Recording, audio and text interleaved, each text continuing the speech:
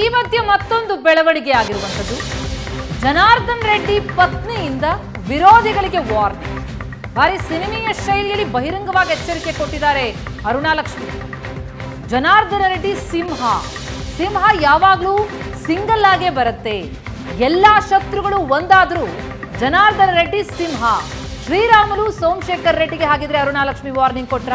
ಹೆಸರು ಹೇಳಲಿಲ್ಲ, ಆದ್ರೆ ಪರೋಕ್ಷವಾಗಿ ಎಚ್ಚರಿಕೆ ಕೊಡ್ತಾ ಇದ್ದಾರೆ ರೆಡ್ಡಿ ಪತ್ನಿ. ಹಾಗಿದ್ರೆ ಯಾರಿಗೆ ವಾರ್ನಿಂಗ್ ಕೊಡ್ತಾ ಇದ್ದಾರೆ ಅವರು? ಜನಾರ್ದನ ರೆಡ್ಡಿ ಸಹಾಯದಿಂದ ಅನೇಕರು MLA ಆಗಿದ್ದಾರೆ, MP ಆಗಿದ್ದಾರೆ, CM ಆಗಿದ್ದಾರೆ.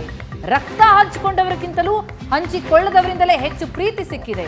ಜನಾರ್ದನ ರೆಡ್ಡಿ ಕೈಯಲ್ಲಿ ಬೆಳೆದವರು ಕೃತಜ್ಞತೆ ಇಲ್ಲದೆ ನಡೆದುಕೊಳ್ತಾ ಇದ್ದಾರೆ ಅಂತ ಬಹಿರಂಗವಾಗಿ ಜನಾರ್ದನ ರೆಡ್ಡಿ ಪತ್ನಿ ಕೊಡ್ತಾ ಇರುವಂತಹ ಹೇಳಿಕೆ ಯಾರ ಮೇಲೆ ಬೊಟ್ಟು ಮಾಡ್ತಾ ಇದೆ? ಹಾಗಿದ್ರೆ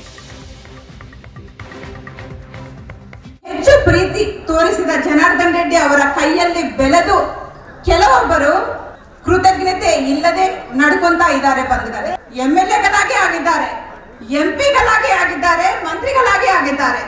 ರಾಜ್ಯ ಮಟ್ಟದ ನಾಯಕನು ನಾನೇ ಅನ್ನುವ ರೀತಿಯಲ್ಲಿ ಬೀಗಿ ಕುಸಿದು ಬಿದ್ದಿದ್ದಾರೆ. ಬಂದಿದ್ದಾರೆ ಜನಾರ್ದನ ರೆಡ್ಡಿ ಅವರು ಇವರಿಗೆ ಶತ್ರು ಅಂತೆ. ಇವರೆಲ್ಲರಿಗೂ ಮತ್ತೆ ಮತ್ತೆ ಹೇಳ್ತೀನಿ, ನೀವೆಲ್ಲ ಶತ್ರುಗಳು ಒಂದಾದ್ರೂ ಕೂಡ ಜನಾರ್ದನ ರೆಡ್ಡಿ ಅವರು ಸಿಂಹ. ಸಿಂಹ ಯಾವಾಗಲೂ ಸಿಂಗಲ್ ಆಗೇ ಬರುತ್ತೆ. ಬಂಧುಗಳೇ, ಸಿಂಹ. ಲೋಕಸಭಾ ಚುನಾವಣೆ ಬರ್ತಾ ಇದ್ದಂತೆ ಇಂತಹ ಹಲವು ಹೇಳಿಕೆಗಳು, ಅಬ್ಬರಗಳು ಜೊತೆಗೆ ಬಹಳಷ್ಟು ಬೆಳವಣಿಗೆಗಳಾಗ್ತಲೇ ಹೋಗುತ್ತೆ. ನೋಡಬೇಕು ರೆಡ್ಡಿ ಅವರ ಮುಂದಿನ ನಡೆ ಏನಿರುತ್ತೆ ಅನ್ನೋದು ಕುತೂಹಲ ಮೂಡಿಸ್ತಾ ಇದೆ.